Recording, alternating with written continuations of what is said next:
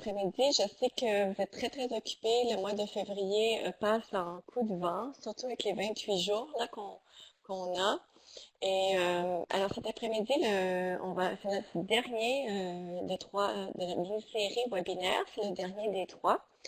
Et mais je vais vous montrer le plan de route. Et bien sûr, juste un petit rappel pour me joindre si jamais vous avez des questions. Au courant de l'année, cette deuxième partie de l'année par rapport à ce qu'on a fait dans les webinaires, vous pouvez, ou soit par rapport aux documents, vous pouvez bien sûr me joindre à l'université. Aussi, n'oubliez pas que les documents que Marie-Josée va partager avec vous, que je lui ai envoyés, j'essaie de laisser la majorité d'entre eux en documents que moi j'ai créés en Docs, en Word, pour que vous puissiez ensuite vous-même les modifier puis les adapter pour vos besoins, pour votre salle de classe et vous pouvez aussi les partager avec vos collègues tout en, bien sûr, en gardant nos noms au bas de la feuille. Mais les documents seront aussi partagés à la fin de cette session. Je vais juste vous dire avant que j'oublie, mon petit garçon revient à la maison vers 3h15 et je suis pas dans mon bureau cet après-midi, je suis à la maison dans la salle à manger. Alors, je lui ai dit d'être très silencieux, mais il se pourrait que vous le voyez passer là, que je vais lui rappeler qu'il doit être qu'il doit être silencieux. Alors, je poursuis. Bon, mais on va revoir aujourd'hui brièvement les 4 compétences langagières qui sont bien sûr en lien avec les seuils repères de la francisation pour vous dans les conseils scolaires francophones en Alberta. On va voir un tour de table sur la mise en pratique. Je sais que Patricia a dit qu'elle pourrait avoir partagé un petit peu son expérience, bien qu'elle n'ait pas eu la chance d'écrire ce qu'elle avait fait en salle de classe. L'écriture, c'est sûr que ça prend du temps, mais juste à l'oral, Patricia pourrait partager. Je sais que Marie-Josée aussi a une expérience assez unique, disons, à Iqaluit au Nunavut, puis elle aimerait aussi partager un petit peu son expérience là-bas avec l'intégration dans les contenus. Et on attend aussi Pascal qui va se joindre avec nous. Je vais faire aussi faire un retour sur l'évaluation et l'auto-évaluation de l'oral interactif, tout en gardant en tête, bien sûr, intégration langue et culture. Pour cette partie-là, peut-être qu'on va commencer avec cette partie-là pour ensuite terminer avec les partages pour que vous puissiez pour que Pascal puisse aussi, bien sûr, bénéficier du partage que Marie-Josée et Patricia vont faire. Je vais vous donner aussi peut-être, je vous ai donné un espèce d'exemple de planification d'un semestre d'une unité en français en considérant les 4 compétences dont nous parlons depuis le début du webinaire, tout en gardant en tête l'intégration langue et contenu. Et pour finir, j'ai une petite réflexion sur la complexité des verbes qu'on utilise en classe de français. C'est une réflexion qui vient pas de moi, mais de la recherche de Roy Lister. Puis je me disais, ben, c'est toujours intéressant aussi de terminer un webinaire avec une autre question pour une autre série de webinaires, mais pas nécessairement avec moi, mais pour un autre aspect auquel réfléchir pendant qu'on discute justement de la langue qu'on parle en classe avec nos élèves. Est-ce que la langue qu'eux, ils utilisent en classe? Alors, je poursuis avec mes petites flèches. Juste un rappel. Oui? Excuse-moi, est-ce que tu serais capable de peut-être monter ton micro un tout petit peu plus près de ta bouche pour Ah qu'on oui, t'entende un petit un peu peu? plus, un peu mieux. Est-ce que ça, ce serait mieux ici? Est-ce que déjà c'est un petit peu Bon, mieux? là, on est en affaires. Merci beaucoup. Oui? OK. Merci. Alors celui-ci, c'était juste un petit peu un rappel, c'est un petit diagramme que j'avais utilisé lors de l'autre webinaire. C'était quand même au mois d'octobre. Moi aussi, j'ai dû me rafraîchir la mémoire là, en préparant la 3e session. Euh, C'était de parler justement du défi de l'enseignant en contexte minoritaire. C'est sûr qu'à gauche, là, on a la flèche on a un certain isolement qu'on peut vivre en tant qu'enseignant. En haut, il y a toute la question de la construction identitaire, bien sûr, dans un milieu bilingue, plurilingue. À droite, on voit aussi, bien sûr, le manque de ressources adaptées parfois. Et bien sûr, l'aspect sur lequel on se concentre, c'est le défi d'intégration langue et contenu. Pour le partage des deux approches suggérées, il y avait l'approche détective un peu de Roy Lister, puis aussi celle de contenu obligatoire versus contenu compatible. Mais si vous êtes d'accord, on va garder la session partage pour la fin de cette session-ci, pour que Patricia puisse être Pascal, pardon, Patricia est ici pour que Pascal puisse partager aussi avec nous. Est-ce que ça vous convient qu'on, je fais juste changer changer l'ordre de la présentation. Ce ne sera pas nécessairement plus long. C'est juste pour le côté pratique des participants.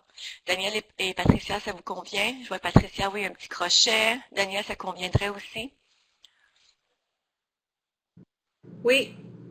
OK, très bien. Je continue. Un retour pour l'objectif pour nos élèves du programme francophone en milieu minoritaire, c'est bien sûr que l'élève utilise la langue française non seulement pour communiquer de façon efficace dans la vie courante et scolaire, mais aussi pour penser, apprendre, être critique par rapport à ce qu'il vit, ce qu'il est, se construire une identité, se créer un espace culturel, aménager un territoire, exercer un pouvoir d'initiative et prendre en main son propre développement. On s'entend que c'est complexe, et on s'entend que le développement langagier est intimement lié à son potentiel d'agir en milieu minoritaire, d'agir bien sûr en français. Juste pour un rappel aussi pour les paliers, pour le palier 5 des seuils repères, on parle de communiquer, on parle d'une grande gamme de sujets. Et on parle aussi d'utilisation de vocabulaire riche, de phrases complexes, tout en appliquant les conventions grammaticales usuelles. Et au niveau de l'intégration langue et contenu, la dernière fois, c'était plutôt concentré sur l'aspect de l'oral interactif.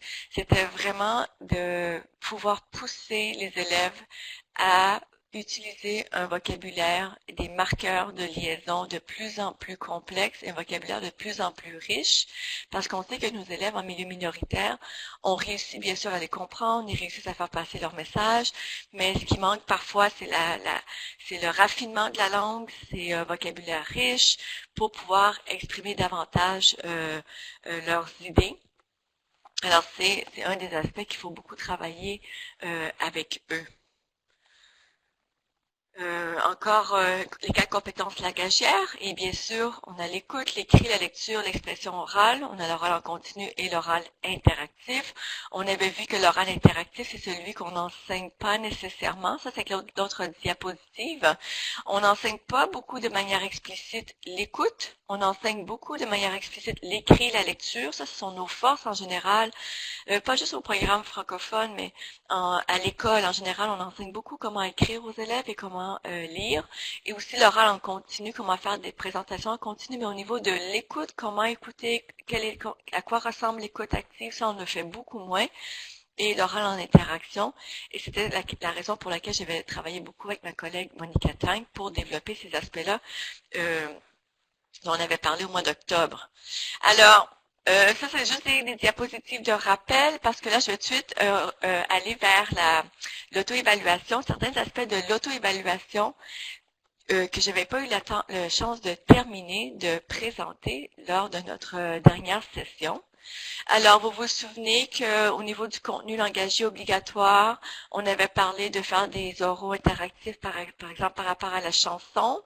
Et je pense que Patricia a fait une activité justement avec l'analyse des chansons. Alors, le contenu langagier obligatoire va changer dépendamment de quelle unité on est en train de faire. Moi, j'ai travaillé aussi avec les films, avec les pièces de théâtre.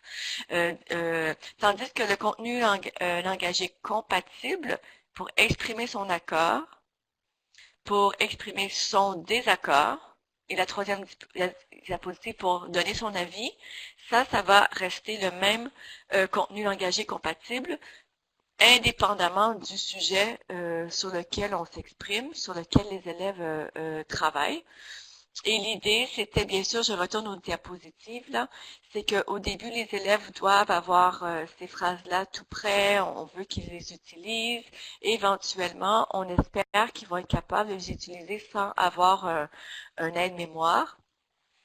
Et aussi, par exemple, à cette dernière diapositive-ci, pour exprimer son avis, nos élèves vont utiliser beaucoup je pense que, je crois que. Ils vont avoir moins tendance à utiliser d'après moi, d'après ce que j'ai lu, d'après ce que j'ai compris. C'est là qu'on veut les pousser, une fois on veut les pousser à utiliser des formules un petit peu plus complexes ou un petit peu plus recherchées pour pouvoir bien sûr démontrer qu'ils ont une bonne maîtrise de la langue française. Question jusqu'ici? Juste pour cette courte révision, cette révision éclair de certains concepts que nous avions vus au mois d'octobre. Daniel et Patricia ou Marie-Josée?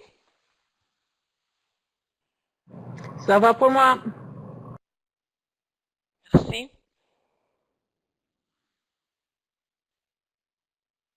D'accord. Je continue.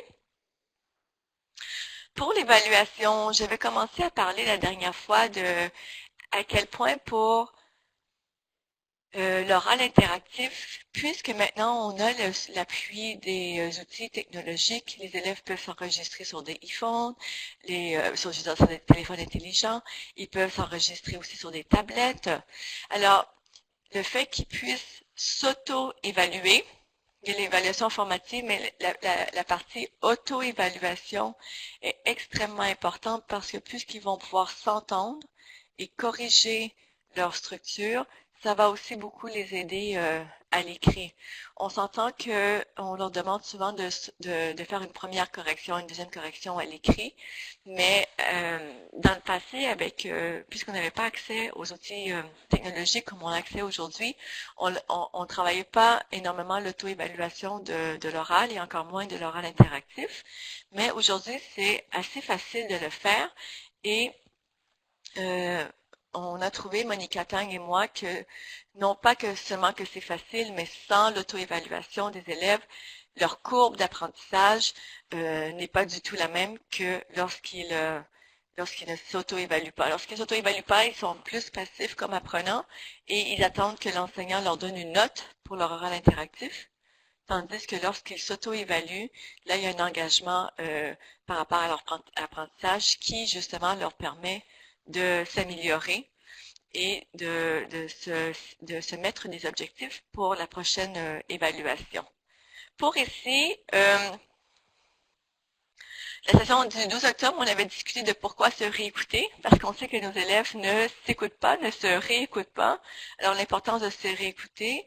On avait aussi, Marie-Josée, si tu pourrais afficher ici le document. Il n'y a pas le numéro aujourd'hui sur le document, c'est le document sur le tableau d'autocorrection, d'auto-évaluation pour l'oral. C'est celui qui n'a pas de numéro. Oui, critères, auto-évaluation orale interactif. Est-ce que c'est toi, Marie-Josée, qui l'active ou c'est moi qui le... Pardon, Isabelle, c'est moi, mais je suis pas allée à la bonne place. Donnez-moi un instant. Okay. Je vais réussir, je vais réussir. Oui, oui. Alors, on va aller à celui qui s'appelle auto-évaluation, c'est ça? Oui, celui qui n'a pas de... Oui, celui qui n'a pas de numéro. Je crois qu'il s'en vient. Oui, merci. Je vais alors, un petit peu. Oui, ça. Et ce que j'avais remarqué en développant cette grille-là, c'est que je voulais vraiment que les élèves puissent se concentrer aussi sur les aspects bien réussis et les aspects à travailler, parce que les élèves deviennent un petit peu, c'est facile pour eux de trouver des aspects qu'ils ont à travailler, de reconnaître leurs fautes, mais ce qu'on veut faire aussi pour une spirale d'apprentissage qui soit aussi positive, c'est qu'ils puissent reconnaître les aspects qu'ils ont bien réussis. Et même avec mes stagiaires à l'université, je fais le même genre de travaux à l'oral interactif. Et on trouve que même eux reconnaissent qu'il est difficile de trouver des éléments, des aspects qu'ils ont bien réussi, bien qu'ils puissent le faire, parce qu'ils sont tellement habitués à se concentrer sur les aspects à travailler. Et ils ont trouvé ça assez formateur comme façon de voir et de faire. Alors, vous pourrez me dire si dans votre expérience en salle de classe, vous avez la chance d'utiliser une auto-évaluation ou non pour vos élèves. Et je voudrais aussi juste attirer votre attention sur le fait que, déjà j'ai mon pointeur, mais je ne sais pas s'il est en train de pointer. Je pense que mon petit pointeur, le voilà. Mon pointeur ici, c'est que quand les élèves, je veux qu'ils écrivent le nombre de minutes, la minute à laquelle ils s'entendent. Comme ça, comme moi, j'évalue leur auto-évaluation. Je sais exactement à quelle minute ils se sont entendus, puis ils ont entendu leur aspect bien réussi et leur aspect qui était moins bien réussi.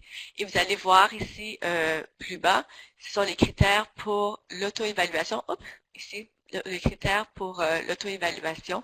Et bien sûr, au niveau de la notation, si vous avez des portfolios, il n'y a pas nécessairement de notes, ça dépend comment vous fonctionnez. Mais l'idée ici, c'est que les élèves comprennent que l'auto-évaluation est presque aussi importante que de faire l'activité à l'oral comme telle. Je vous demanderais, je pense qu'on avait parlé un petit peu la dernière fois, mais s'il y a un travail qui vaut 50 points ou 100 points, un oral interactif, quel devrait être, vous pensez, le poids de l'auto-évaluation par rapport au poids de l'oral interactif? Alors, je pose la question à Daniel et à Patricia. Il y a aussi Pascal. Bonjour Pascal, qui vient d'arriver dans la salle. Alors, si on pense que l'auto-évaluation est un aspect très important de l'apprentissage, quel poids vous pensez devrait être alloué à la tâche de l'oral interactif versus l'auto-évaluation? Je fais pas une auto-évaluation pour chacun de leur travail, mais quand je le fais, je compte comme pour... C'est pas autant que la mienne, là, mais je donne quand même une valeur à une considération, une valeur à qu'est-ce qu'ils ont fait, là. Je peux pas te donner un pourcentage parce que ça varie est-ce que c'est un travail qu'ils ont fait à la maison ou c'est quelque chose qu'ils ont fait uniquement à l'école? Là, ça dépend du travail, là. Oui, bien sûr.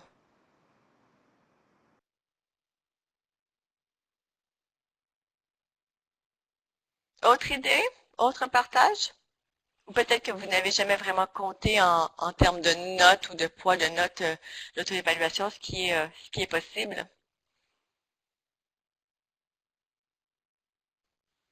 C'est une excellente question, Isabelle.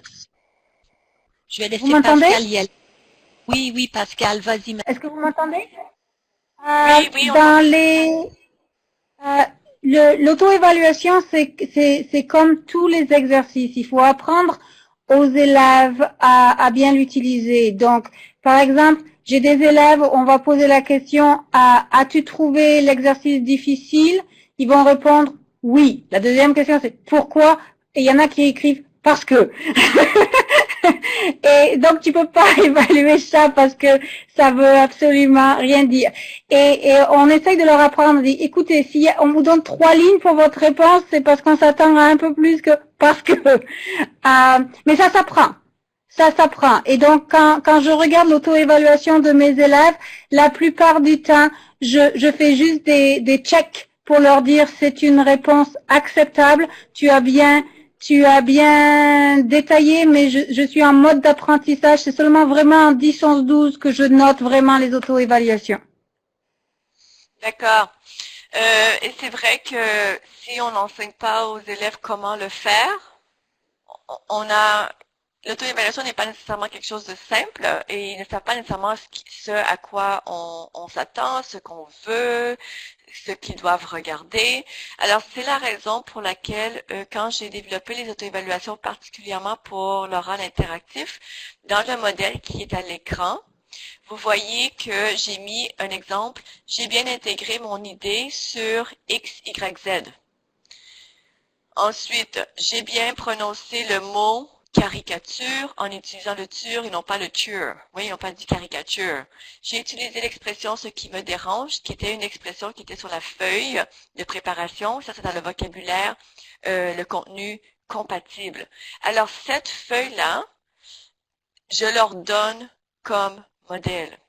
Et cette feuille-là, moi, j'ai commencé à la donner dès la 6e année et ils peuvent travailler avec un modèle comme ça quand ils l'ont écrit. Et ils vont commencer, les élèves, à copier même la première partie. Oups, la feuille monte, je sais pas que mon document monte, c'est juste pour ma flèche.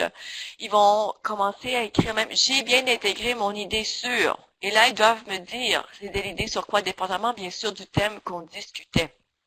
Alors, ça les aide à ne pas justement, comme vous dites, Pascal, l'écrire parce que, oui, parce qu'on veut qu'ils se concentrent sur des aspects très précis de leur auto-évaluation. Et la même chose pour les aspects améliorés, comme par exemple, j'ai prononcé le S dans le mot danse, ce qu'on ne fait pas en français. Alors, ce serait un exemple d'erreurs qu'ils font, qu'ils ne devraient pas nécessairement faire. Dans cet exemple, le deuxième exemple, c'est en parlant du personnage de Hugo, j'ai dit qu'il était sympathique, mais je n'ai pas donné un exemple précis pour démontrer cette qualité. Alors, c'est un autre exemple on parle là du contenu, que l'élève devrait, dans ce cas, pouvoir donner des exemples plus précis. Au niveau de la langue, la troisième erreur, c'est au niveau de la langue, c'est j'ai dit les auteurs veulent, mais il faut dire veulent. Alors, l'élève doit toujours indiquer ce qu'il a entendu et m'indiquer aussi la correction. C'est la raison d'ailleurs pour laquelle, dans la correction, pardon, l'écran, je sais pas que mon écran bouge, dans la correction ici, les corrections sont juste sans erreur. Quand vous voyez ici, dans mes critères, ça veut dire que les corrections qu'ils ont fait au niveau de grammatical ou au niveau du lexique, ce sont des corrections qui sont justes. Alors, le tableau que vous avez là, c'est le tableau que je donne tel quel et que je modifie selon l'âge, mais je leur donne les phrases pour le début de à quoi ressemblent des phrases d'auto-évaluation. Sinon, une grande partie des élèves, même mes 10e et 11e années avec lesquels j'ai travaillé, il y en a peut-être un tiers de la classe qui ne savent pas commencer. Alors, dans ce cas-là, pour moi, certains travaux, dépendamment si on est au début du semestre ou si on a déjà fait plusieurs oraux interactifs en intégrant langue et contenu, parfois, l'auto-évaluation, lorsqu'ils sont très, très, très nerveux au début du semestre, et c'est la première fois qu'ils font un oral interactif, l'auto-évaluation va valoir, parfois, c'est la note du travail, de l'exercice, ça va être l'auto-évaluation. Je ne vais pas évaluer leur oral interactif, je vais évaluer que leur auto-évaluation. Ça peut paraître surprenant, mais je l'ai essayé pour voir comment ça fonctionnait et ça a vraiment aidé les élèves à s'engager dans le processus et à diminuer leur stress et après ça dans le semestre, l'auto-évaluation peut valoir 30% de l'exercice et après ça 70% et l'oral interactif. Et là, ça varie parce que pour un oral interactif, environ oui, Marie-Josée, à partir de la 6e année, moi que j'ai réussi à travailler avec une auto-évaluation comme ça, avec le tableau. Les élèves, s'ils ont le début de phrase de ce qu'on cherche, de ce sur quoi ils doivent se concentrer, ils arrivent à le faire. Alors, ce que je disais, c'est un oral interactif en groupe de 3, par exemple, si les élèves sont 3, et c'est un oral interactif de 6 minutes, bien sûr, ils vont se préparer à la maison, mais en classe, l'exercice, lorsqu'ils vont s'enregistrer, aura duré 6 minutes. Ensuite, ils vont envoyer l'enregistrement sur une plateforme Google Class ou sur Edmodo ou une autre plateforme que vous utilisez. Et eux, s'écouter à la maison pour 6 minutes, combien de temps ça va leur prendre, vous pensez, pour faire leur auto-évaluation? D'un oral de 6 minutes où il y a 3 personnes, mais bien sûr, eux, ils ne s'auto-évaluent qu'eux-mêmes. Avez-vous une idée de combien de temps ça peut leur prendre?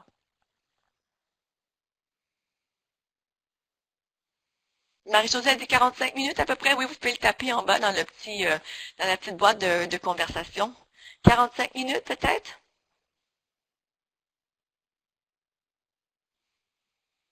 Daniel est en train d'écrire 15 minutes.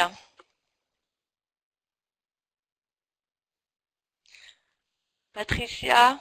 Oui, question, pas certaine. Pascal, une idée peut-être?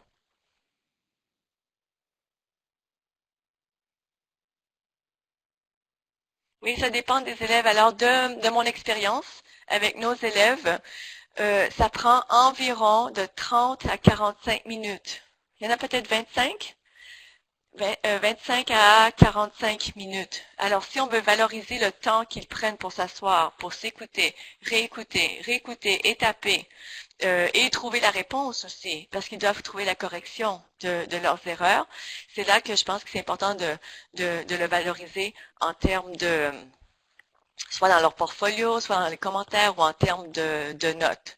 Alors, il ne faut pas sous-estimer le temps que ça prend pour l'auto-évaluation, parce qu'un oral interactif qui aura pris à peu près 6-7 minutes en classe, pas leur demander minimum le double, le triple, c'est même plus le triple du temps minimum pour faire une auto-évaluation qui soit riche, bien sûr, avec un modèle où ils doivent bien identifier des éléments qu'ils ont bien réussi et des éléments qu'ils ont moins bien réussi. Alors, je vous encourage à jouer avec ce modèle-là, à l'adapter pour vos classes. Je sais que certains enseignants, parfois, veulent se concentrer seulement sur le contenu. Ils demandent aux élèves de s'auto-évaluer seulement sur le contenu. Parfois, des enseignants vont travailler spécifiquement la langue. Mais moi, normalement, je fais les deux. Je demande aux élèves de réfléchir à ce qu'ils ont dit, les exemples qu'ils ont donnés, et bien sûr à comment ils les ont dit. Est-ce que j'ai un modèle pour les plus jeunes? Oui, c'était un modèle dont nous avions parlé, je pourrais le renvoyer. Nous avions parlé la dernière fois, je me souviens bien, c'est pour les chansons. Et dans ce cas-là, les élèves, est-ce que vous vous souvenez? Et là, il n'y a pas de problème, Marie-Josée, c'est quand même le 12 octobre. Alors, ça fait longtemps. Je vais répondre après à la question de Pascal. Alors, pour les élèves de 4e année avec qui j'avais travaillé pour les chansons, 4e, 5e année, ils ont fait une auto-évaluation, mais ils l'ont fait en groupe. Alors, les 3 élèves ont réécouté l'enregistrement ensemble. Ils l'ont réécouté encore 2, 3, 4 fois et ils ont trouvé un aspect bien réussi pour élève, par exemple, on va l'appeler Stéphanie. Un aspect bien réussi pour Stéphanie, un aspect moins bien réussi pour Stéphanie, un aspect bien réussi pour Heather, un aspect moins bien réussi pour Heather, un aspect bien réussi pour Vanessa. Alors là, ils l'ont fait ensemble et ça s'est vraiment bien passé pour eux. Mais on avait bien sûr modélisé devant la classe, on avait écouté d'autres enregistrements et ils pouvaient le faire. Alors pour les 4e, 5e années, les enseignants, on avait travaillé pour qu'ils le fassent en équipe et dans les documents qu'on avait passés, j'avais des exemples de comment les élèves s'étaient auto-évalués. Pour Pascal, mais comment fait-on pour les élèves qui n'entendent pas leurs fautes? Honnêtement, je l'ai fait avec plusieurs classes. Les élèves entendent toujours leurs fautes, mais ce n'est pas nécessairement la complexité des fautes. Je trouve que c'est la complexité des fautes qui va changer. Est-ce que vous voyez ce que je veux dire? Un élève qui est un petit peu moins avancé dans sa compréhension du français, dans son apprentissage du français, va peut-être remarquer, par exemple, qu'il a dit « dans la maison ». Et en s'écoutant, il va dire « Ah, on ne dit pas dans la maison, on dit dans la maison ». Mais les élèves qui sont plus avancés au niveau de la langue vont remarquer d'autres types d'erreurs. Alors, je suis jamais arrivée avec des élèves, et j'ai même travaillé avec des élèves FSL, Core French, et qui, eux, bien sûr, sont des niveaux là, son niveau A1, A2, c'est assez débutant. Et les élèves réussissent toujours à trouver des erreurs. Et et après ça, mais s'ils retrouvent toujours j'aimerais s'il y a une erreur, par exemple, quand j'écoute l'enregistrement qui me paraît assez important, qu'ils n'ont pas réussi à identifier eux-mêmes, je vais le noter et après ça, je vais leur en parler. Mais ça n'est jamais arrivé. Le défi, c'est plutôt qu'est-ce qu'ils réussissent à bien faire. Ça, ils ont de la difficulté à le faire, mais je veux qu'ils soulignent aussi les acquis qu'ils ont pour les garder et ensuite se concentrer sur les erreurs. Ce que je vais demander ensuite aux élèves, c'est que pour le prochain oral interactif, ils doivent identifier 2 aspects sur lesquels ils vont travailler. Alors, ça pourrait être, par exemple, un élève qui dit, moi, je n'ai pas vraiment donné d'exemple pour appuyer mon idée. Alors, l'élève va dire, je veux être capable de donner 1 ou 2 exemples précis et je veux aussi travailler sur, je remarque que j'ai toujours "ture" pour nature, culture. Oui, je remarque que ma prononciation pour les "ture" est un aspect qui me dérange quand je m'écoute. Alors, je vais travailler sur mon "ture". Alors, ce qui va se passer, c'est que les élèves vont se donner 2 objectifs pour le prochain oral interactif. Et ils vont me le donner, moi je garde la feuille et ils vont aussi l'avoir dans leur cartable parce que le prochain oral interactif sera peut-être dans 2-3 semaines. Ils auront peut-être le temps de l'oublier. Mais ce qui se passe avec ce modèle-là, c'est qu'on fait de la différenciation sans que ce soit nous qui soyons en charge de demander aux élèves, de dire aux élèves sur quoi ils doivent se concentrer. Chaque élève décide sur quels aspects ils vont se concentrer pour leur prochaine orale interactif. Alors, ils corrigent que quelques erreurs. Oui, parce que sinon, ce sont les erreurs qu'ils trouvent les plus importantes ou qui les dérangent le plus, parce qu'on peut pas, ça vaut pas la peine, je pense, d'avoir une liste de 30 erreurs, parce qu'après ça, c'est pas nécessairement gérable pour qu'ils s'améliorent, parce que ça devient trop, je pense, ils deviennent submergés par le nombre d'erreurs qu'ils font. Alors, l'idée, c'est que peu à peu, ils s'améliorent, peu à peu, ils se trouvent, ils se concentrent sur, et c'est pour ça que quand je leur dis de se concentrer sur 2 objectifs pour le prochain oral interactif, je trouve que s'ils se concentrent sur 3 ou 4 objectifs, ils n'y arrivent pas assez bien. Alors, je leur demande de précisément se concentrer sur 2 aspects qu'ils veulent améliorer. Et ça, c'est plus gérable pour eux, et là, on peut voir une différence. Patricia et Pascal, est-ce que ça répond à vos questions qui étaient dans le petit chat?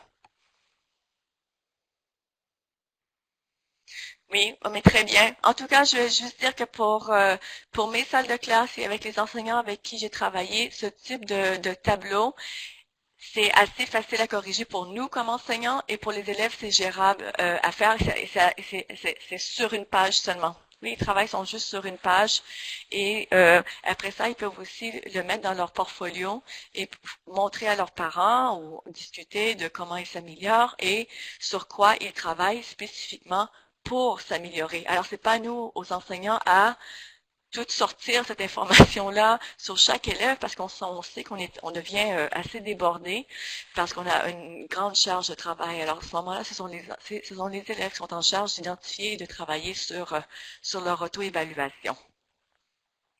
On va continuer avec certaines de ces idées-là. Marie-Josée, si vous pouvez revenir au PowerPoint.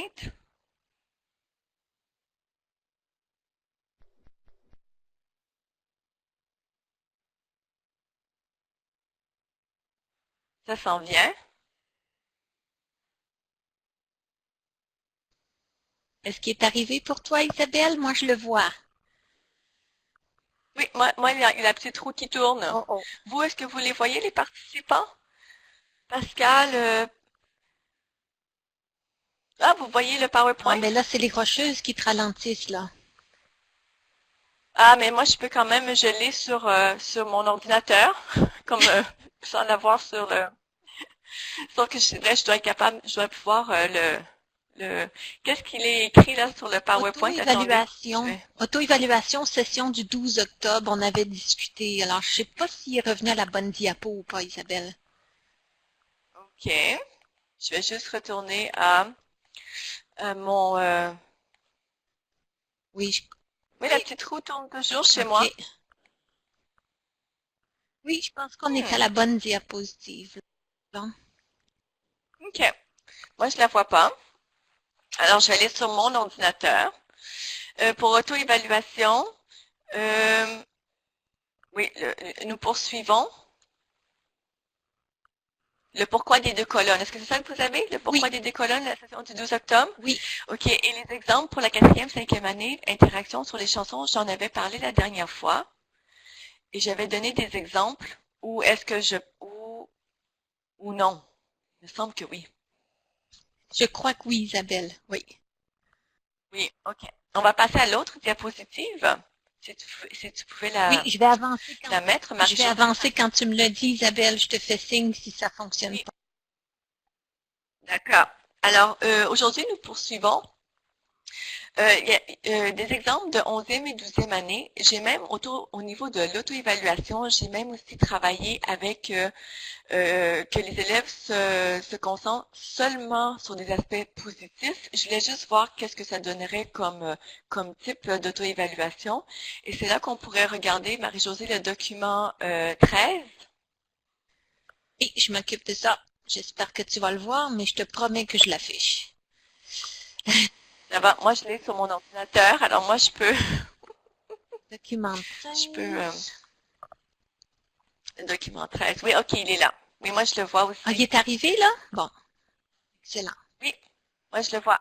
Oh, Pascal, tu as une bonne Alors, mémoire. c'est juste. Oui, ah, bravo Pascal, oui, Carla Bruni qui nous fait chanson écarquois.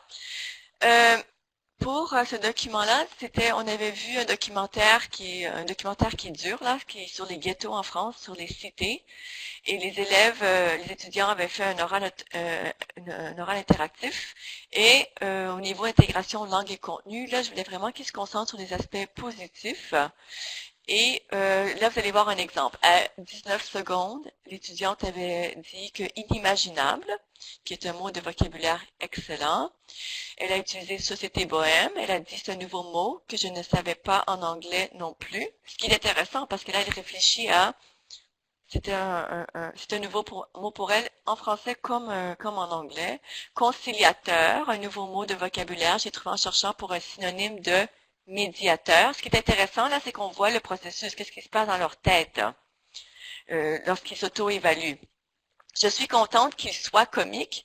Ça, c'est l'utilisation de la subjonctif, c'est du subjonctif. Oui, alors, c'est dans cette classe-là, on avait travaillé beaucoup sur le subjonctif dans les dernières semaines et l'étudiante peut entendre qu'elle l'a utilisé, qu'elle l'a bien utilisé, saisissant un mot de vocabulaire difficile, mais intéressant. Ténébreux, un synonyme pour sombre que j'ai appris, alors on voit qu'elle a voulu enrichir son vocabulaire. Haletant, un synonyme pour mystérieux, j'ai essayé de ne pas utiliser les mêmes mots ennuyants. Encore une fois, c'est au niveau travail contenu obligatoire et contenu compatible pour l'enrichissement du vocabulaire. Et elle avait aussi utilisé à 4 minutes 14 intemporel, un nouveau mot de vocabulaire fantastique. Et on voit qu'elle essaie même à l'intérieur de son auto-évaluation, elle a utilisé excellent, fantastique, intéressant. Elle essaie de varier son vocabulaire, même lors de son auto-évaluation. Alors, c'est pour vous donner une idée. Est-ce qu'on pourrait, Marie-Josée, aller à l'autre document? L'auto-évaluation 14 pour le même oral, le même exercice.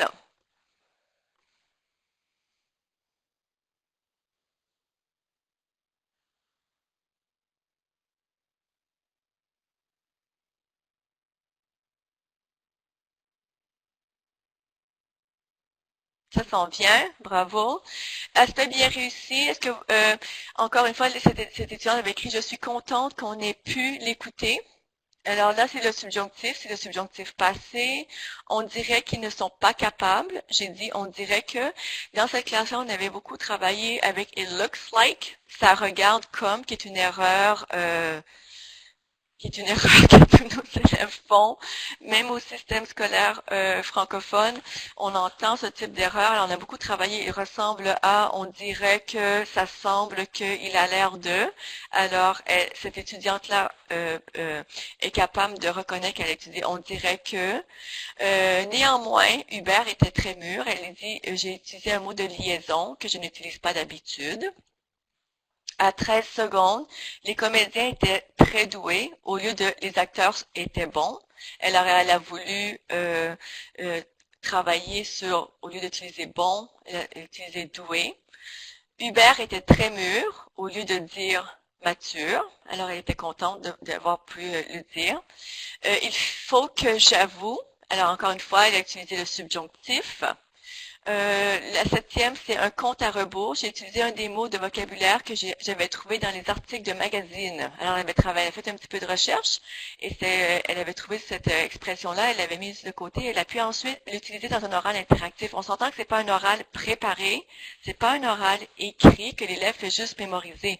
Alors, le fait que l'élève soit capable d'utiliser en contexte le subjonctif, des expressions plus riches, démontre une meilleure maîtrise encore, je pense, du français que lorsque c'est un texte qu'ils ont appris par cœur et qu'ils ont eu la chance de réviser, etc. Alors, ça peut montrer un autre type d'habilité en langue française. Et le dernier, c'est un atterrissage inévitable. J'ai utilisé de nouveaux mots de vocabulaire, atterrissage et bien sûr inévitable. L'autre exemple, un dernier, juste pour que vous puissiez voir rapidement, toujours du même exercice. Isabelle, tu veux bien me dire quel numéro? Je m'excuse. Ah, non, 95. Excellent. Je suis pas si bonne que ça. Non, mais ça s'en vient. Moi, c'est même pas moi qui le fais, alors moi, je suis contente d'avoir une assistante comme toi. OK, numéro 15, il me sautait aux yeux, le voici. Et ça, c'est le dernier. Euh, qui était intéressant parce que pendant la conversation, l'élève a dit j'ai inclus de l'argot français, par exemple le mot connard, qui aide à rendre la façon dont on parle plus réaliste, parce qu'il avait pris le personnage, il s'était mis dans la peau d'un personnage. Bien sûr, on sait que connard c'est un mot dur, c'est un mot qui est de l'argot, qui ne peuvent pas utiliser en salle de classe comme ça, mais dans le contexte de cet oral interactif-là, c'était logique et ça fonctionnait. Euh, par exemple, ma prononciation était bonne. Presque partout, j'ai fait un effort de bien prononcer de façon française les voyelles. Ça va, mais là, il n'y a pas donné d'exemple précis. Alors, pour ça, j'aurais besoin de 2, 3 exemples précis. Numéro 3, quand j'écrivais la présentation, j'essayais de penser à la façon dont les gens des banlieues penseraient. Et je pense que cela est évident quand j'ai parlé de comment il faudrait mieux voler des choses des Parisiens, plus qu'ils ont plus d'argent. Oui, il avait écrit une partie de présentation, mais c'était pas pratiqué. C'est juste que quand il se pratiquait, il savait pas avec qui il allait parler, mais il avait travaillé sur un petit peu le type d'information qu'il allait donner. Alors, je vais pas lire tout avec vous, mais ça vous donne un petit peu une idée que quand l'élève ne donne pas d'exemple assez précis, ben je vais le souligner parce que quand il dit j'ai bien prononcé, mais n'importe quel élève peut dire j'ai bien prononcé sans. Moi, je vais avoir des exemples précis pour ça. Alors, ce que j'ai trouvé en leur demandant, ce sont des étudiants qui avaient déjà travaillé les aspects positifs et les aspects négatifs, bien réussis, moins bien réussis. Et pour celui-là, je leur ai demandé seulement des aspects bien réussis et je leur avais dit, ils avaient déjà un petit peu l'entraînement de ce à quoi ce que je voulais voir, ce à quoi je m'attendais. Et ça vous donne une idée des résultats. Ce qui se passe pour moi comme enseignante, c'est que j'écoute leur oral interactif à la maison. J'ai des critères, bien sûr, le contenu et j'évalue leur oral interactif, mais ensuite d'avoir cette feuille-là avec moi, que eux puissent reconnaître le travail qu'ils font, je trouve que je suis plus dans une spirale positive de l'enseignement. Oups, pardon, non, c'est mon petit garçon là qui vient d'arriver. OK. Bonjour Mathis. Oui, OK. Mathis, tu dois aller faire tes choses. OK? Je suis en train d'enseigner. Alors, pour cet aspect-là, je trouvais que c'est un aspect plus positif de l'enseignement au lieu de toujours être en train de corriger, mettre du rouge partout, puis leur dire encore, ils n'ont pas compris ça, ils n'ont pas compris ça. Là, je trouve que ça change un petit peu la dynamique en salle de classe, la dynamique de l'apprentissage, parce que les élèves commencent vraiment à réfléchir à ce qu'ils vont dire de bien, pour pouvoir ensuite en parler dans leur auto-évaluation. Alors, je trouve que ça a eu vraiment un impact positif dans notre spirale d'apprentissage pour les élèves et aussi moi comme enseignante. On va retourner au PowerPoint et je voudrais savoir si vous avez des questions ou des commentaires sur ce type d'exercice d'auto-évaluation chez nos élèves et on s'entend que ce sont de l'auto-évaluation très précise, pas juste qu'est-ce que vous pensez en général. Alors, j'aimerais avoir un peu rétroaction ou idée ou partage ou questions.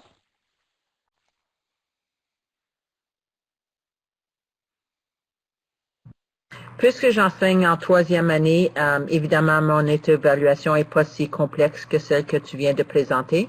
Mais je pense que en commençant en 3e, évidemment, c'est ajusté à leur niveau là, et c'est de vraiment donner des éléments vraiment précis pour leur demander de faire une rétroaction sur des éléments très précis et très peu nombreuses. Oui, et Patricia, si pour l'auto-évaluation modèle simplifié 4e, 5e année que je vais partager au dernier webinaire pourrait être utile parce que j'avais simplifié par rapport à celui-là justement. Il pourrait simplifier davantage même pour les 3e années.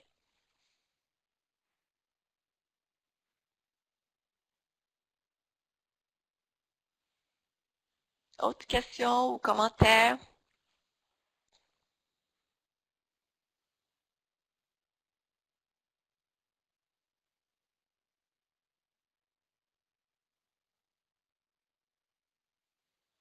J'attends un petit peu parce que je vois que Pascal et Daniel sont en train d'écrire. Oui, ça va, Daniel, ça va pour moi, d'accord.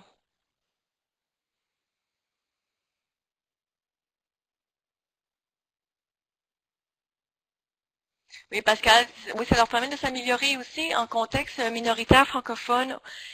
On veut qu'ils aient une identité positive et qu'ils soient capables de célébrer aussi ce qu'ils ont acquis en français, ce qu'ils sont capables de faire en français, au lieu d'avoir une identité de je suis francophone, mais pas tout à fait aussi bon que, ou pas tout à fait. Vous savez, parfois, les francophones en milieu minoritaire, ils se retrouvent avec une identité où ils se sentent pas pas adéquat, ou alors je pense que le renforcement positif dans ce sens-là, où eux sont en charge de leur auto-évaluation, identifier les aspects bien réussis, est aussi important que bien sûr de corriger les erreurs et de continuer à s'améliorer au niveau de leurs erreurs. Mais je pense qu'au niveau de l'identité comme francophones et de leurs capacités, de leurs habiletés langagières, je crois que parfois on ne les valorise peut-être pas assez ou eux-mêmes ne se valorisent pas assez, et d'avoir ce type d'auto-évaluation-là et de le montrer, de le mettre dans leur portfolio, de l'avoir lorsqu'ils ont des à partager avec d'autres enseignants, je pense que ça peut les aider aussi au niveau de leur construction identitaire comme francophones en milieu minoritaire. Sur cette diapositive-là, ça aide aussi bien sûr à développer la métacognition. Je sais qu'en Alberta, vous êtes en train de réviser vos programmes d'études et de plus en plus, nous, en Colombie-Britannique, les programmes d'études là sont mis en place depuis 2016, sont encore en train d'être mis en place pour les 10, 11, 12, mais tout l'aspect réflexion, métacognition est de plus en plus important. Et alors, le fait de pouvoir faire des auto-évaluations de cette manière-là, ou de manière semblable, nous donne des preuves que l'élève est capable de se corriger, d'avoir une métacognition. Et je pense, est-ce que c'est Patricia qui demandait, c'est Pascal, oui, s'ils n'entendent pas leur faute. Ça ne m'est pas encore arrivé, comme j'ai dit, mais si ça l'arrivait, ça pourrait donner un indice assez clair à l'enseignant que cet élève-là n'a pas vraiment développé au niveau de la métacognition l'habileté de s'autocorriger. C'est ça notre preuve, parce que sinon on ne le sait pas.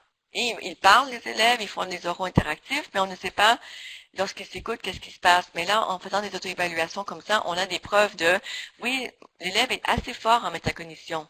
L'élève réussit à bien identifier des points améliorés ou des points qu'ils ont bien réussi. Alors, c'est notre preuve un petit peu, parce que comment évaluer la métacognition, c'est pas facile. Mais pour nous, de pouvoir réfléchir avec l'élève sur comment ça va son processus métacognitif, ça, ce sont des exercices tangibles avec lesquels on peut travailler. Ensuite, pour l'évaluation, il y a 3 grandes catégories de critères. Lorsqu'on parle de l'oral interactif, on a bien sûr la forme, la qualité de la langue, le vocabulaire, etc. Et on a le contenu. Mais ce qui change, c'est il faut aussi qu'il y ait un critère d'interaction. Parce que lorsqu'on a un oral en continu, c'est forme et contenu. Oui, la qualité de la langue, finalement, et le contenu. Ce qu'il dit et les exemples qui sont donnés, etc.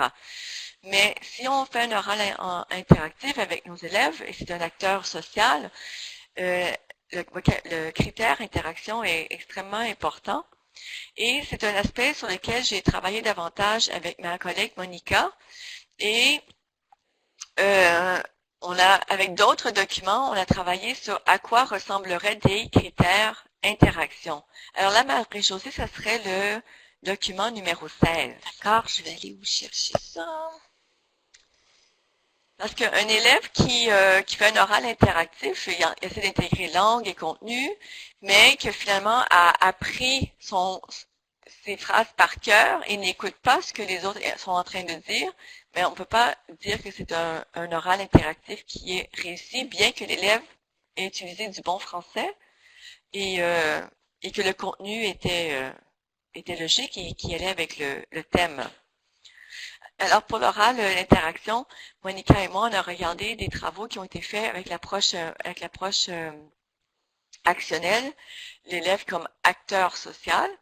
et aussi par rapport à notre expérience dans nos travaux, dans nos projets à l'oral interactif, voir ce qui se passait avec nos élèves. Alors là, le document s'en vient. Je vais juste en profiter pour prendre une gorgée d'eau. Oh, Isabelle, tu peux pas le voir, nous on le voit. Alors. Ah, vous le voyez? Bon, vous êtes chanceux. Alors, excuse. Je vais le sortir, Oui, moi, on a le numéro mon ordi. Excuse. OK. Il n'y a pas de problème. Je ne sais pas pourquoi, mais c'est pas grave parce que je l'ai sur mon ordinateur. Alors, Monica et moi, ça c'est un document qu'on a présenté. Je l'avais même pas développé tout à fait encore. On avait une autre version, mais on l'a retravaillé pour un congrès en novembre à l'île du Prince-Édouard. Et on a décidé ensemble que, en regardant d'autres documents, que l'écoute. Oui, alors que l'écoute est très important. Alors, le contexte, pardon, je vais relire en haut. Le contexte, c'est que dans l'esprit de l'approche actionnelle, dans l'apprentissage du français, dans le cadre du Conseil scolaire francophone, de les milieux francophones, c'est apprentissage du français pour ceux qui sont en francisation, ou bien sûr, on parle aussi de la maîtrise, on s'en va vers une maîtrise du français. Nous voyons l'élève comme un joueur, qui est un acteur social. Et ça revient d'ailleurs à la définition de ce qu'on veut comme francophone en milieu minoritaire, qui soit un acteur social engagé. Alors, au niveau de l'écoute, qui était un de nos premiers critères, un joueur qui est en pleine action, ça voudrait dire, quand je suis à droite complètement là, de nos critères, c'est qu'une participation logique à la discussion. C'est preuve que l'élève a écouté et compris les idées des autres et il répond aux questions posées. Tandis que un joueur en réchauffement, c'est qu'on voit que l'élève, il y a une légère incompréhension pendant la discussion, il y a un léger manque de logique dans quelques interventions, mais il est encore là.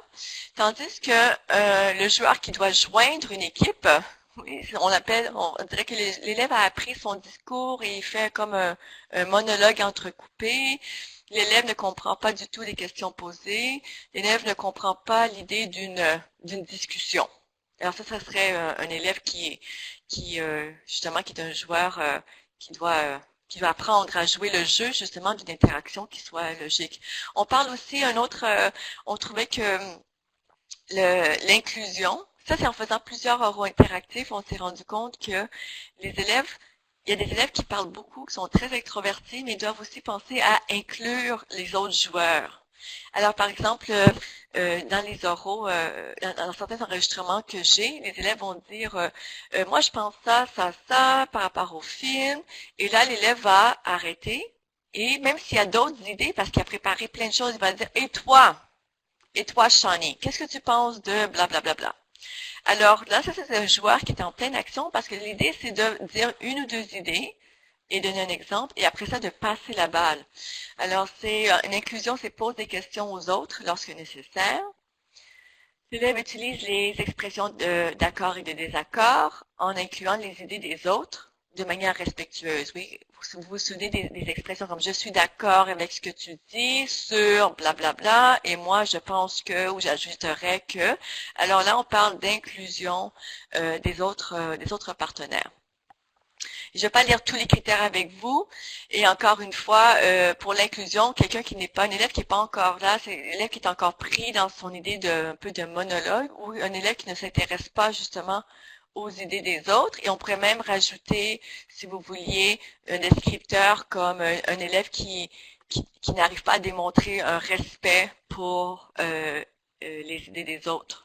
Ça pourrait aussi être quelque chose qui serait ajouté. On parle aussi de naviguer. Un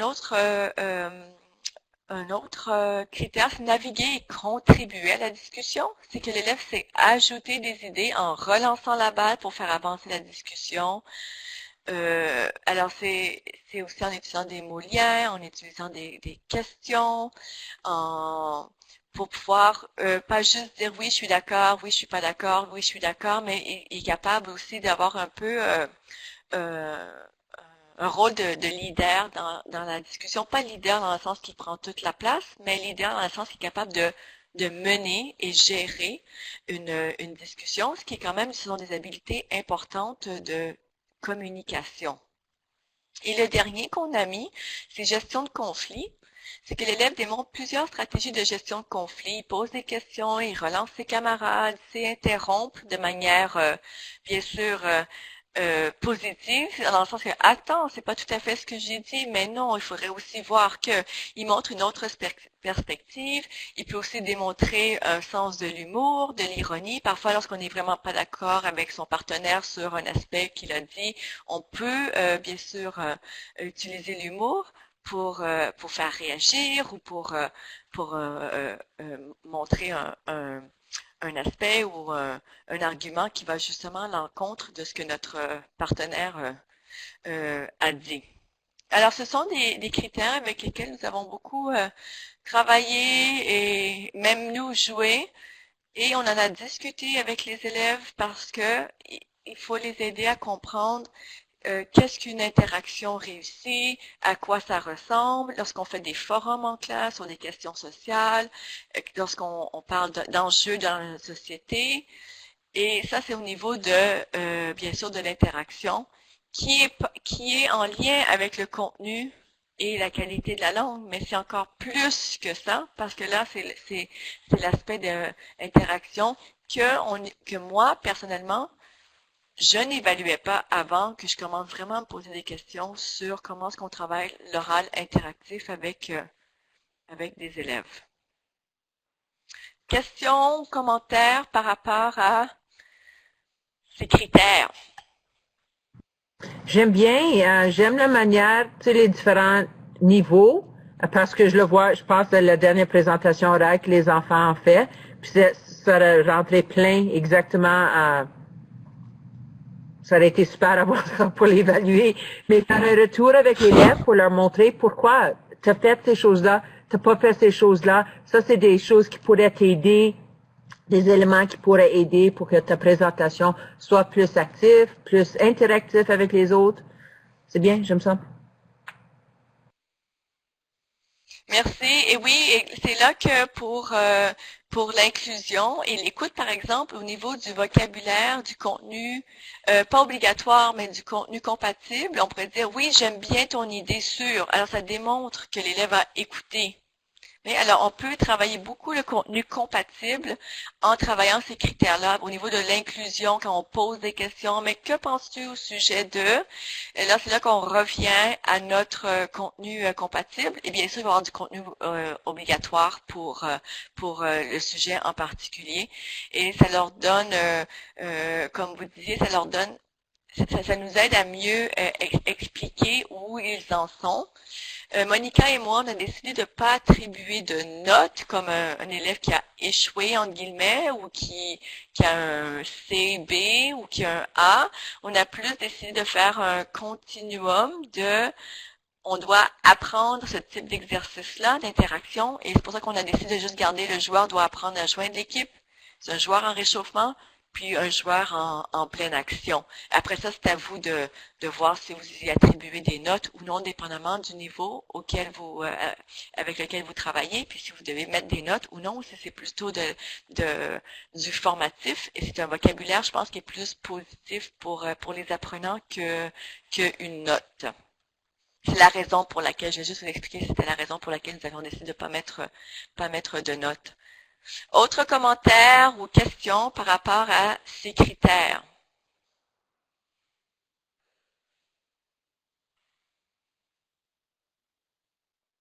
Oui, les pistes pour s'améliorer. Daniel qui a écrit, ça leur permet de prendre conscience de leurs difficultés en donnant de la rétroaction active. Oui, Pascal, au niveau de l'inclusion, je sais, c'est un aspect là qu'on travaille beaucoup et on continue à travailler parce que c'est difficile de l'enseigner, mais en travaillant les expressions avec le vocabulaire, les expressions contenu compatible, ça les aide à leur donner des outils de comment est-ce qu'on peut inclure les autres dans une conversation.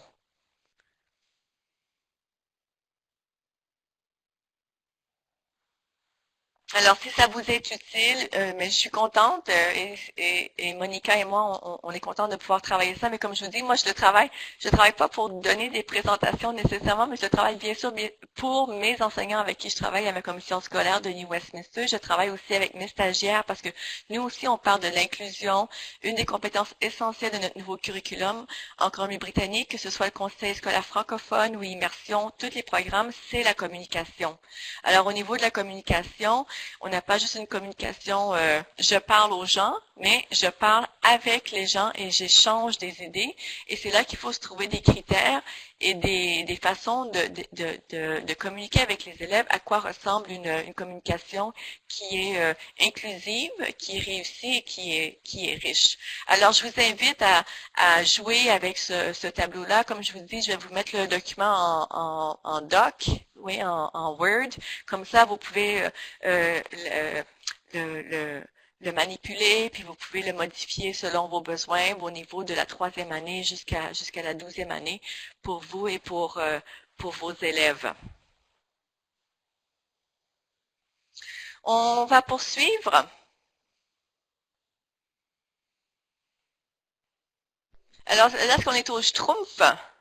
Attends un petit peu, Isabelle, ça s'en vient. Si j'avance d'un, je trouve, oui. OK, on est au Schtroumpf. Alors, c'est ce qu'on vient de faire. Alors, la question, c'était juste, après ça, si on revient à celle d'avant, moi, je le vois pas, Marie-Josée, mais si tu reviens à la diapositive d'avant, au niveau des 3 grandes catégories de critères, la forme, le contenu, l'interaction, ça serait ensuite de décider, oui, vous l'avez? OK. Ce serait à vous de décider comme enseignante, on a juste des femmes. Est-ce que vous donnez 30%, 30%, 35%, 35, 35 ou 40, 20, 20? Mais 40, 20, 20, ça fait 80, ça fait pas ça.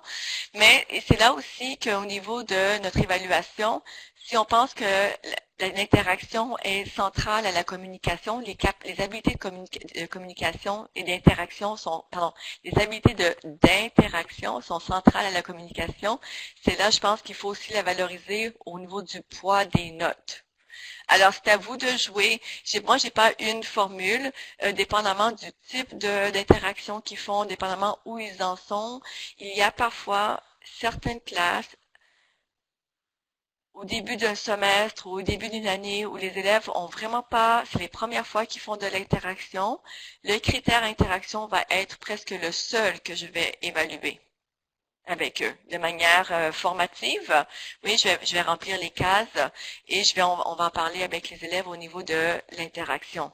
Parce que je sais qu'au contenu et forme, ils sont habitués à se faire évaluer sur le contenu et sur la qualité de la langue. Quand je dis forme, c'est la qualité de la langue. Ils sont habitués, ils le font depuis qu'ils sont jeunes. Ce qu'ils ne sont pas habitués, c'est l'interaction. Alors, il y a des moments où parfois, moi, je ne corrige que l'interaction. Je corrige, entre guillemets. J'évalue que l'interaction. Et parfois, et quand c'est des évaluations sommatives, j'évalue les 3 aspects pour l'interaction orale. Parfois, c'est 35, 30, 30. En tout cas, oui, 33, 33, 33. Vous faites jouer dépendamment de ce que vous devez faire pour l'évaluation des différentes compétences. Alors ça, c'est un aspect à garder en tête. On va passer à la diapositive du Schtroumpf. Ça, c'est ce qu'on vient d'analyser. Oui, les critères d'interaction, à quoi ça ressemble.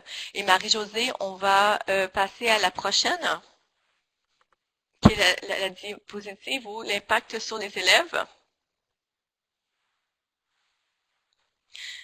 J'ai presque terminé. J'aimerais juste 2 diapositives pour vous laisser bien sûr le temps du partage de votre expérience en salle de classe. Je vais juste dire que l'impact sur les élèves, lorsqu'on travaille beaucoup l'auto-évaluation et l'interaction, ça les motive.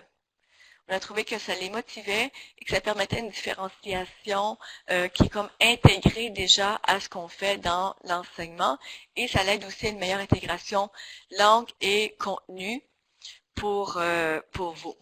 Alors, je pense que je vais m'arrêter là pour m'assurer d'avoir assez de temps de partager vos expériences avec intégration langue et contenu.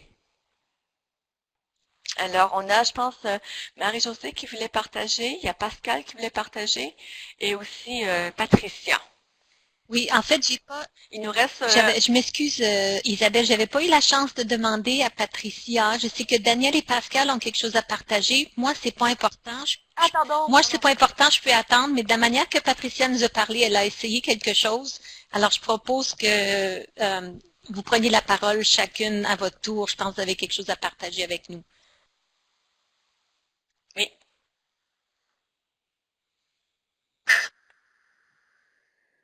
Allô? Est-ce que vous Oui. m'entendez? Allô?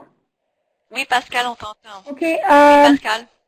Donc, moi, dans mon cas, j'ai fait, pour l'instant, j'ai fait ça seulement avec les 7e. J'ai pas eu le temps de le faire avec les 8, 9e, mais j'ai l'intention de le faire.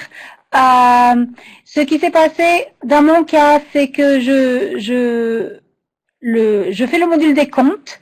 Et d'habitude, je leur faisais lire plusieurs comptes donc un compte d'Andersen, différent pour chacun, un compte de Perrault, différent pour chacun, et un compte du petit chaperon roux, un compte de Perrault, Andersen et des frères Grimm. Et donc, ce qui permettait, par exemple, s'ils sont nombreux dans une classe, c'est d'avoir une vision globale des comptes sans qu'ils aient à lire plusieurs chacun ou sans qu'ils aient tous à lire le même compte. Et jusqu'à présent, ce que je faisais, c'est une présentation. Et cette année, après avoir écouté le webinaire, je me suis dit, pourquoi ne pas changer la formule et faire une rencontre éclair? Donc, par exemple, le vilain petit canard rencontrait le petit chaperon rouge et devait s'introduire. Bonjour, je suis le vilain petit canard. Et par exemple, le petit chaperon rouge répondait, petit canard, pourquoi es-tu triste? Et lui devait répondre, parce que je suis très laid et que tout le monde le rejette. Donc, il devait dans une rencontre éclair, il devait se poser multiples questions que j'avais préparées. Où habites-tu? As-tu des frères et sœurs? Quel est ton problème? Comment l'as-tu résolu? Et sur papier, ça avait l'air super génial et je dois vous avouer, ça a été un fiasco. Ça a été un fiasco parce que c'était les 7e années, qui cette année étaient spéciaux.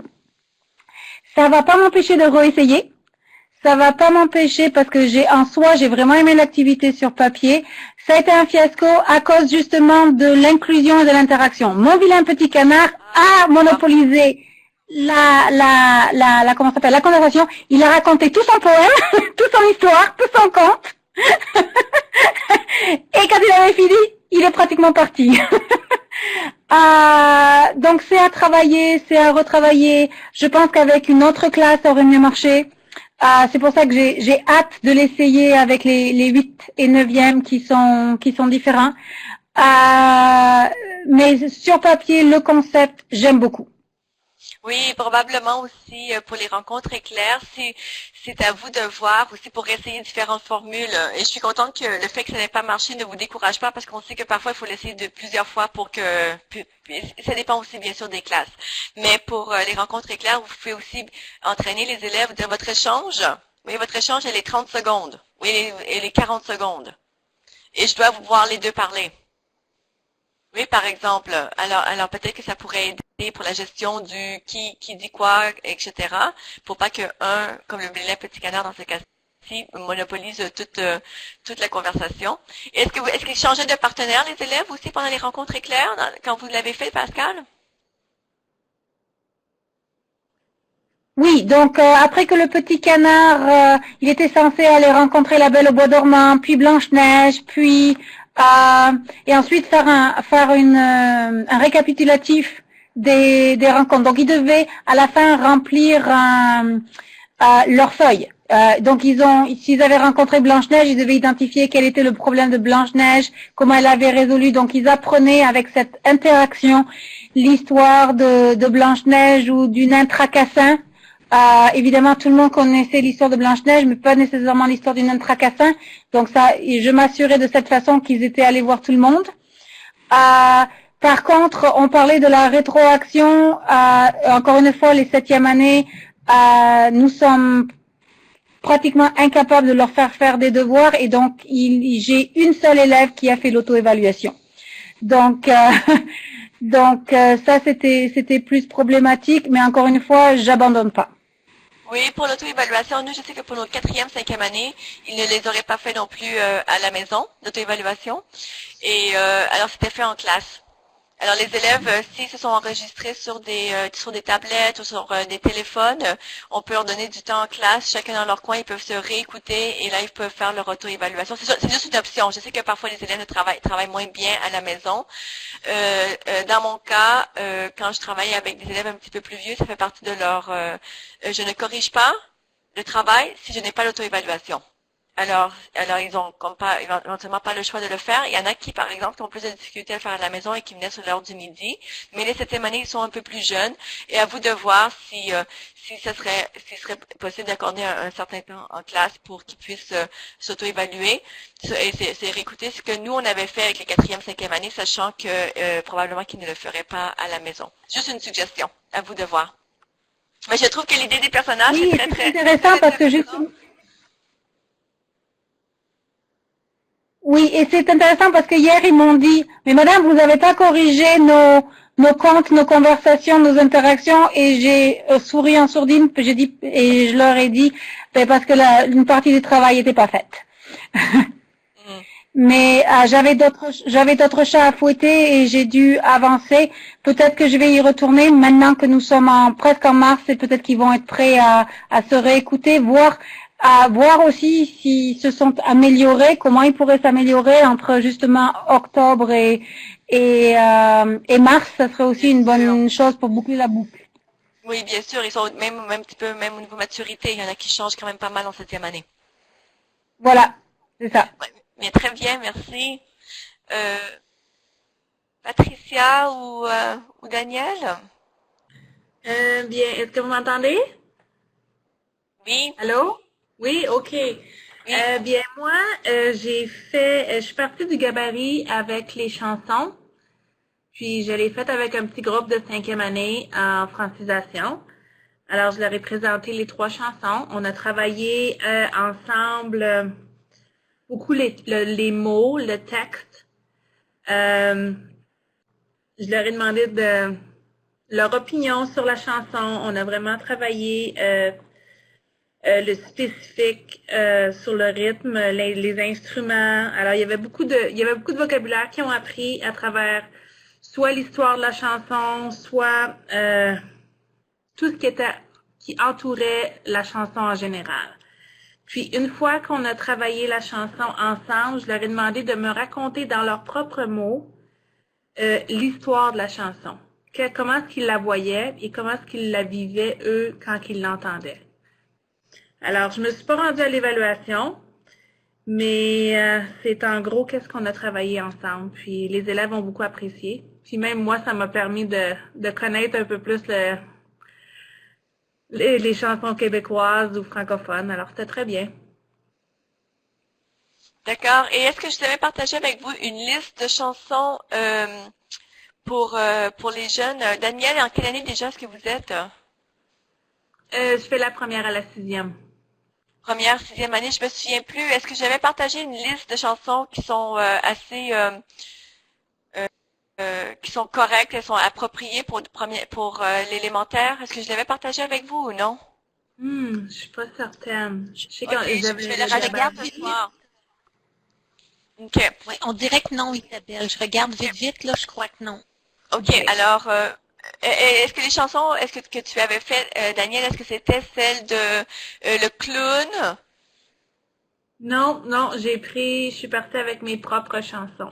Ah, d'accord, c'est ça. Oui, non, pas de problème.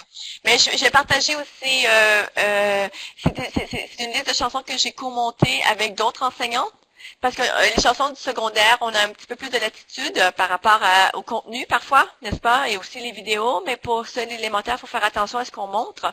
Alors, je pourrais la partager, je l'ai rajoutée, là, je vais l'envoyer à Marie-Josée qui la partagera aussi avec avec vous, avec les autres documents. Alors, mais je suis contente, Daniel, que ça se soit bien passé. C'est sûr que la chanson, le rythme, le style, il y a beaucoup de vocabulaire. Mais et les élèves réussissent justement à s'approprier de ce vocabulaire-là, puis à pouvoir exprimer leurs émotions, ce qu'ils ressentent, etc. en français, ce qui est gagnant, puis c'est aussi un aspect culturel important. Merci. Bienvenue. Patricia?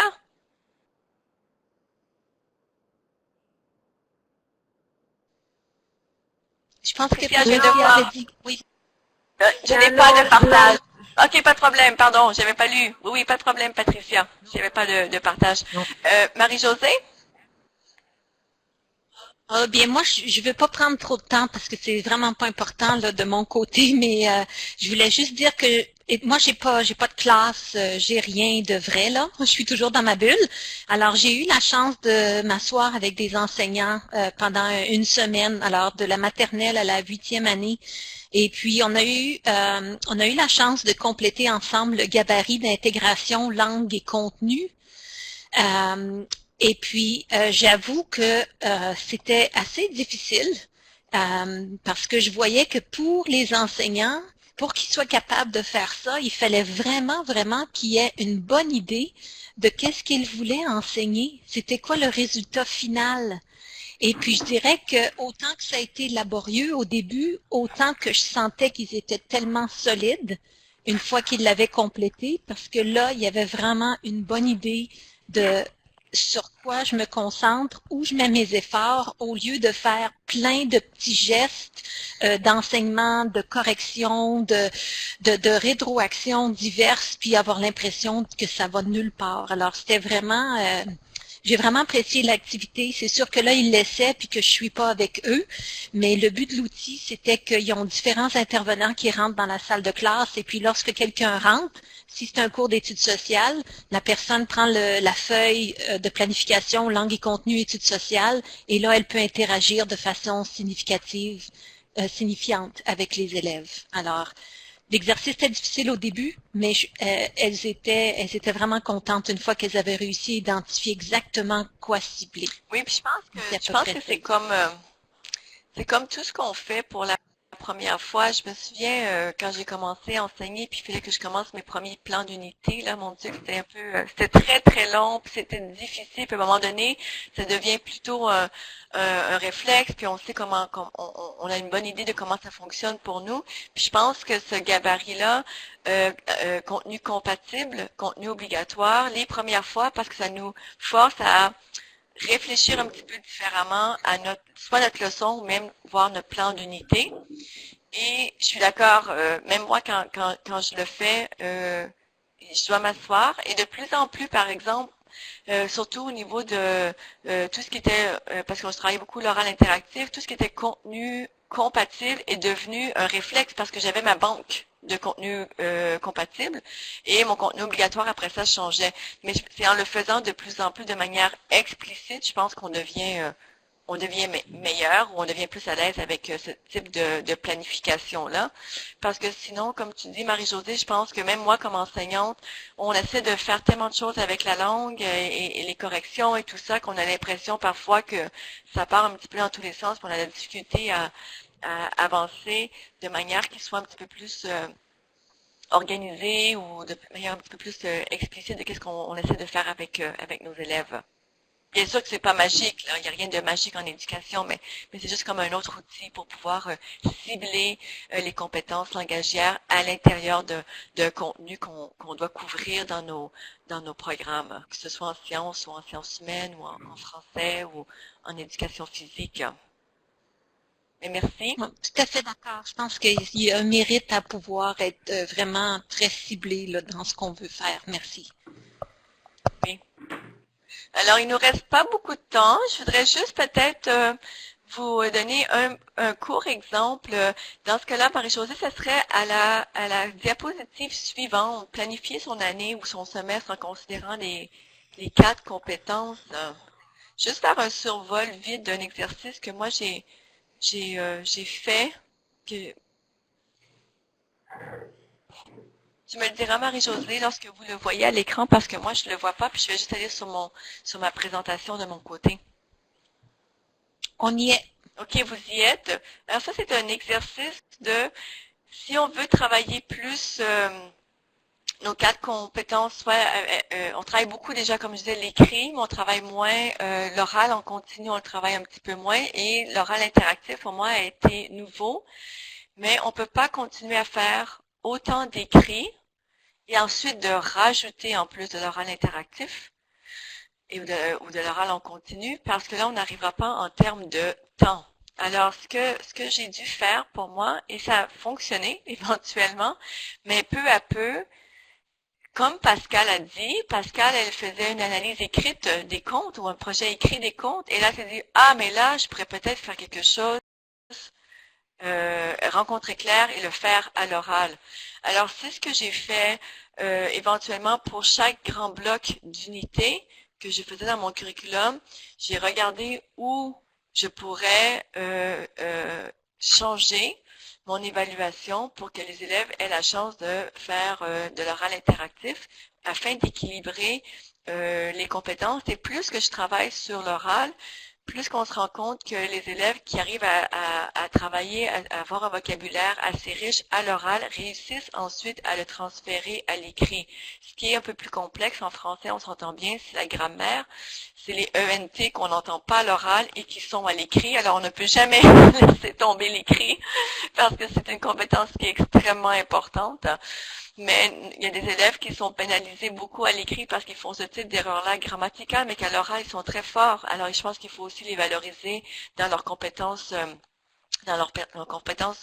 orales. Et il y en a d'autres qui doivent justement les développer parce qu'ils sont très, très timides. Alors, c'est juste pour vous donner une idée. Par exemple, j'ai travaillé dernièrement sur une unité sur les réseaux sociaux. Ça, c'était en 10e année.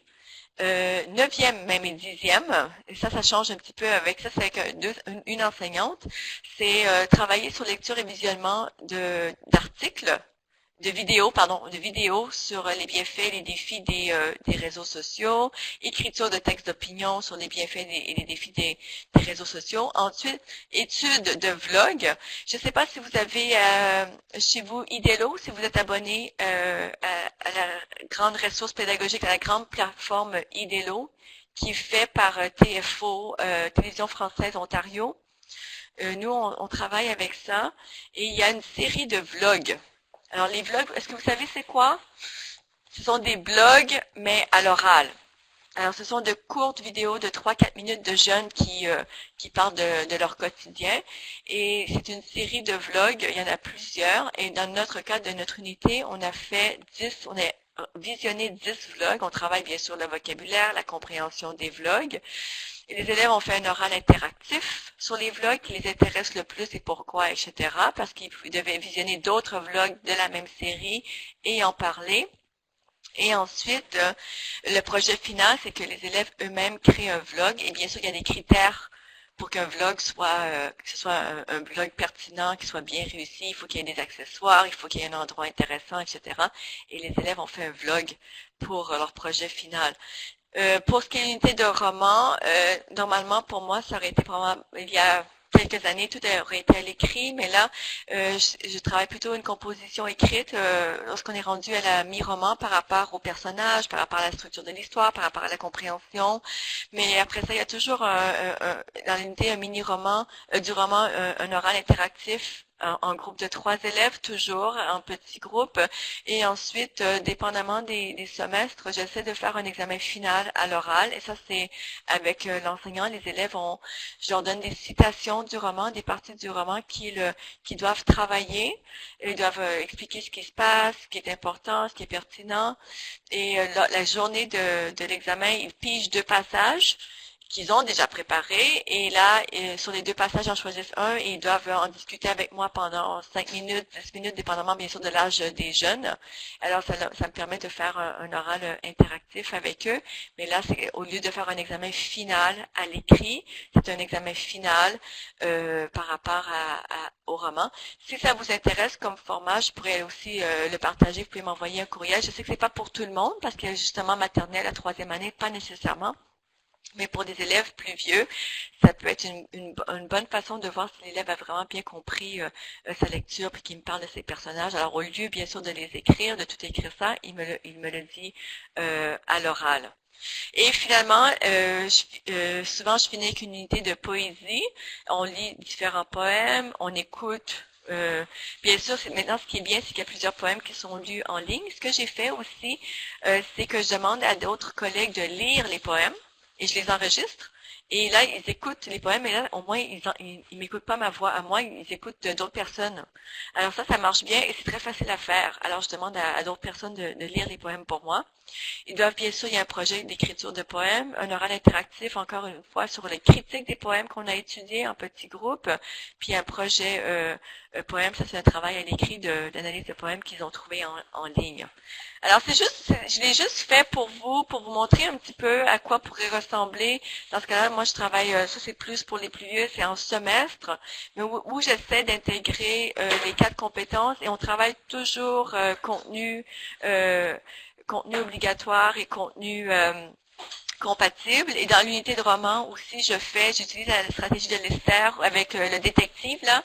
Sur certaines pages, s'il y a beaucoup de, par exemple, d'auxiliaires être avec le passé composé, là, je vais surligner ces verbes-là et les étudiants vont devoir, je vais poser des questions. Qu'est-ce qui se passe ici? Qu'est-ce qu'on voit avec les verbes? Quel est le pattern qu'on voit, quelle est la règle de grammaire, etc. Alors pour pour Roy Lister, le type détective de travailler avec les textes, ça va vraiment être plus au niveau du roman que je vais pouvoir le faire et aussi avec certains poèmes où il y a une structure qui revient et on va pouvoir l'analyser à même le poème. Alors c'est pour vous donner une idée. Questions ou commentaires par rapport à cette façon de planifier, c'est la planification en gros à quoi pourrait ressembler un cours de français. J'aurais dû faire une autre diapo aussi, par exemple, pour sciences humaines, j'ai pas pensé de la faire.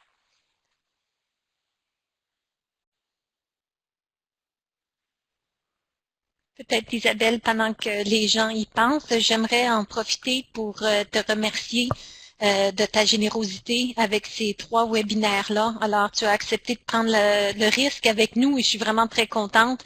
Partage de connaissances, de recherche, partage de pratiques, mais aussi partage d'outils. Alors, tu as été généreuse pendant les 3 webinaires. J'ai vraiment beaucoup apprécié ça et je sais que les enseignants aussi ont apprécié ça. Alors, je tenais à te remercier beaucoup. Et mesdames, Danielle, Pascal et Patricia, vous êtes mes irréductibles. Je vous adore. Merci d'avoir été là aujourd'hui. Et